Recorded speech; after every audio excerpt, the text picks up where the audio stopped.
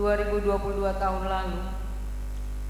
Tapi perayaan Natal adalah juga perayaan sukacita karena Allah, Tuhan pencipta semesta, berkenan datang menjumpai kita secara langsung melalui putra tunggalnya. Allah yang peduli dengan kita dan dunia ini, yang berkenan hadir untuk menyelamatkan, membebaskan, menolong, dan merangkul kita dalam pelukan kasih-Nya setiap saat. Kita semua diberi predikat nama anak-anak Allah, anak-anak tunggal, anak-anak pilihan atas pekerjaan Yesus Kristus. Kita semua adalah kado dari hasil kerja Yesus yang dipersembahkan kepada Allah Bapa di sorga. Dan keinginan Yesus hanya satu, kita tetap menjadi murid, kita tetap menjadi anak yang mengagungkan dan memuliakan Tuhan di sepanjang kehidupan kita. Semua kita tidak terkecuali, tua, muda, kecil, besar, kaya, miskin, sehat, sakit, cacat, sempurna, kita semua adalah milik kepunyaan Tuhan, murid dan waris kerajaan Tuhan. Ini yang menjadi nilai penting bagi kehidupan kita sebagai orang-orang percaya, sebagai orang-orang Kristen, pengikut Kristus yang telah Dia kuduskan dan telah Ia serahkan kepada Allah untuk dikuduskan. Tema kita dalam persiapan perayaan Natal tahun 2022, sambutlah Tuhan pembawa damai. Ibu bapak dan saudara-saudara, dari teks kita Yesaya 60 ayat 15 sampai 22 akan kita lihat apa tugas kita menjadi murid Tuhan, pengikut Kristus dan anak-anak Allah. Bahwa pengharapan akan masa depan yang lebih baik, lebih cerah, lebih terang benderang dan penuh sukacita menjadi jaminan kita semua orang-orang percaya di zaman ini, di tahun ini. Di perayaan Natal tahun 2022 kita semua hidup dan bertahan hidup karena ada jaminan janji Allah untuk pengharapan yang lebih baik. Gambaran kunci di Yesaya tadi adalah kata terang. Sion akan menjadi cahaya bagi bangsa-bangsa. Kemuliaan Allah yang kekal akan menggantikan terang dan cahaya dari matahari dan bulan. Tuhan akan menuntun dan menaungi umat-Nya. Dan Yesaya menggambarkan hari-hari akhir dalam bahasa-bahasa simbolik. Yesaya 15 ayat 60 ayat 15 sampai 22. Kita bisa lihat ada transformasi Sion dan ada transformasi langit dan bumi serta bangsa-bangsa termasuk kita sekalian kini dan di sini. Pertama, bahwa Sion akan memiliki kemuliaan kekal dan sukacita turun-temurun. Sion akan dipenuhi kesukacitaan dan kebutuhannya oleh bangsa-bangsa dan raja-raja, dan Tuhan sebagai Allah, juru selamat dan penerus, juga penebus bagi warga Sion. Sion akan mengalami Allah sebagai Allah yang maha kuasa. Apa yang digambarkan secara simbolis, bahan-bahan material, besi, batu, logam, bahkan sampai kepada susu yang diminum. Semua itu mau menunjukkan bahwa Tuhan akan bertindak. Semua yang rendah akan diganti dengan yang mulia, dengan yang berkualitas. Ada kedamaian, ada keadilan di Sion, tidak ada lagi kekerasan, penindasan, pengerusakan, ketidakadilan akan dilenyapkan. Keselamatan dan pujian Allah akan menjadi dinding dan pintu. Semua ini metafora, perumpamaan yang menunjukkan bahwa keadilan, kebenaran dan keselamatan diperoleh karena di bawah pemerintahan Tuhan.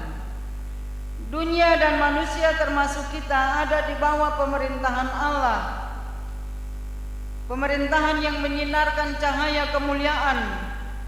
Cahaya kemuliaan itu seperti emas perak. Sion akan menjadi teladan bagi bangsa-bangsa. Yang kedua, transformasi langit menggambarkan bahwa tidak ada lagi matahari siang maupun di bulan di malam, karena cahaya Tuhan akan selalu bersinar menerangi bumi siang maupun malam. Gambaran langit baru, bumi baru, seperti yang dilukiskan di Wahyu 21 ayat 23 tentang kota suci Yerusalem yang baru, yang semua penduduknya adalah orang-orang benar. Tidak ada lagi dosa sama sekali. Tidak ada lagi orang-orang jahat. Tidak ada lagi orang-orang yang melakukan tindakan-tindakan yang tidak terpuji. Transformasi langit dan bumi ini hendak memberitahukan kepada saudara dan saya harapan akan hari akhir di mana tidak ada lagi tempat bagi orang fasik dan orang-orang jahat. Orang benar akan memerintah selama-lamanya. Kemuliaan Tuhan akan menjadi tujuan utama. Tidak ada lagi kegelapan, tidak ada lagi kesedihan dan air mata. Transformasi akan dilakukan oleh Tuhan dengan menghadirkan damai sejahtera. Transformasi akan dilakukan oleh Tuhan dengan menghadirkan keadilan. Tuhan akan melindungi dan mengatur hidup umatnya.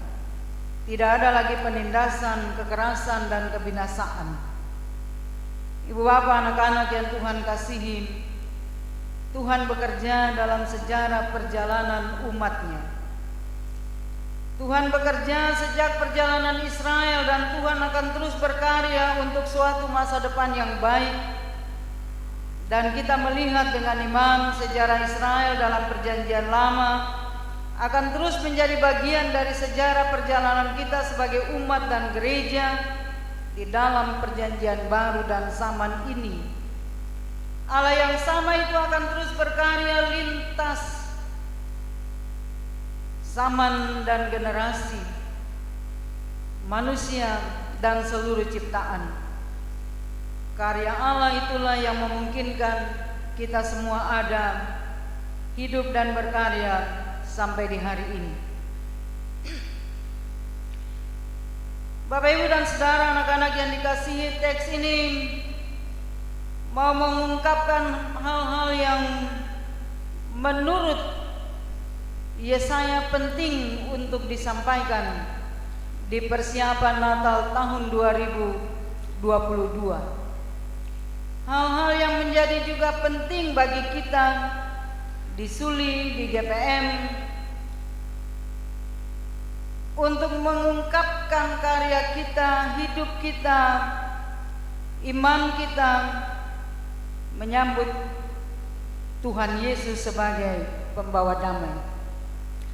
Pertama, saudara-saudara, pengakuan akan kemahakuasaan Allah akan membuat kita memahami cara Allah mengatur kehidupan kita. Kita memahami cara Allah mengatur sejarah dunia dan manusia, dan Dia berkuasa penuh mengatur dan mengubah apa yang dalam pandangannya mesti dibenahi. Sebagai pencipta, Dia berkuasa penuh atas ciptaannya. Dia berkuasa penuh mengatur dan mengubah kehidupan kita. Yang kedua, perjalanan dalam ketaatan kepada Tuhan akan menolong kita mempertegas status kita sebagai anak Tuhan, sebagai waris kerajaan Allah, sebagai anak Allah, sebagai murid Kristus di hadapannya.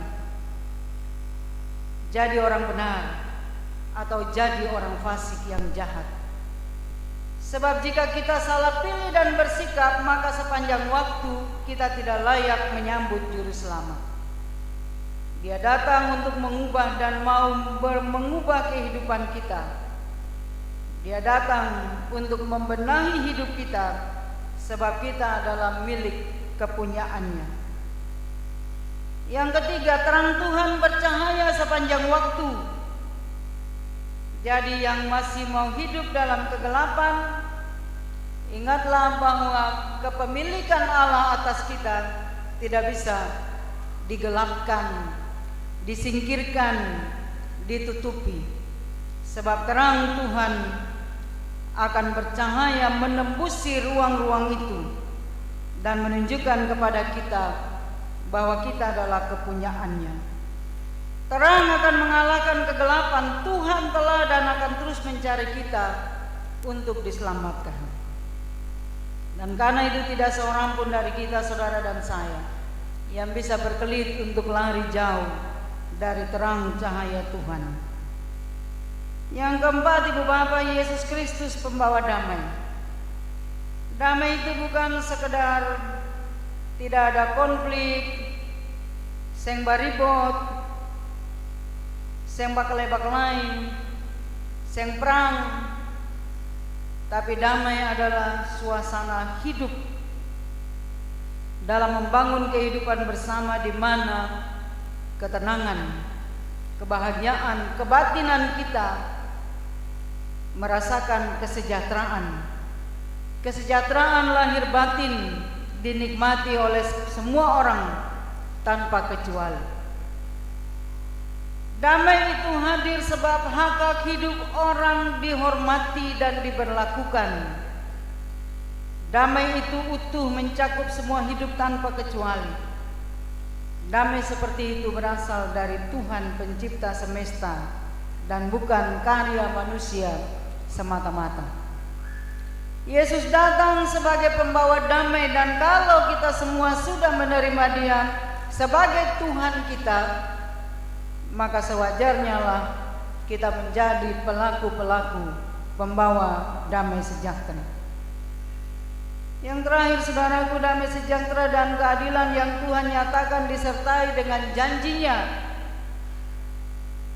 Tuhan janji menggantikan tembaga dengan emas, besi dengan perak, kayu dengan tembaga, batu dengan besi. Ini bukan soal-soal material yang membuat kita materialistis, tapi ini soal hidup bersama, soal relasi kita dengan Tuhan, soal transformasi nilai hidup, soal pandangan satu terhadap yang lain, kita terhadap Tuhan, Tuhan terhadap kita, kita antara satu dengan yang lain. Ini soal manfaat hidup bersama dalam damai sejahtera Tuhan itu.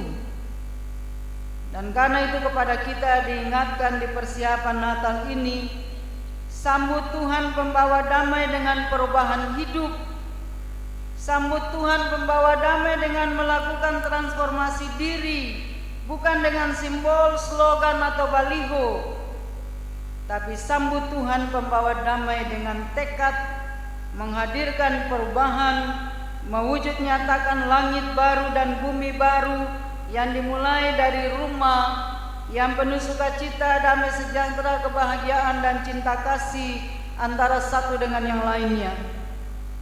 Damai itu lahir dalam lingkungan masyarakat, dalam lingkungan gereja, dan terus keluar terpancar kepada orang-orang di luar sana yang tidak mengenal Tuhan.